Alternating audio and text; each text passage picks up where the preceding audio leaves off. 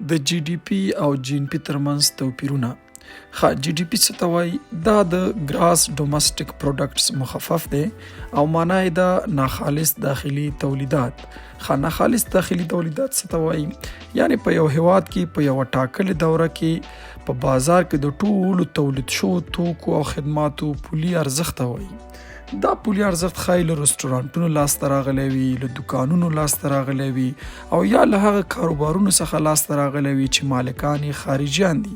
یعنې په لنډو کې هر هغه څه چې په یو هیواد کې خرڅیږي، فروشات یې کیږي، له هغوی څخه لاسته راغلي عاید ته جي ډي پي وایي. جي ان پي څه ته وایي؟ جي ان پي د ګراس نشنل پروډکټس مخفف دی او د دې هدف بیا دا دی چې د یو هیواد د وګړو یا اتباعو له لوري په یوه دوره کې د ټولو تولید شوو توکو او خدماتو پولي ارزښت ته جي ان پي وایي.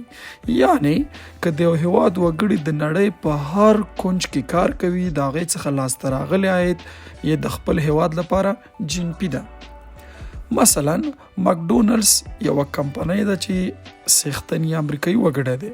اوس که مکډونلډز په جاپان کې فروشات کوي، فلیپین کې فروشات کوي یا چین کې فروشات لري، نو د دوی لاسته راغلی عاید د امریکا لپاره څه شی ده؟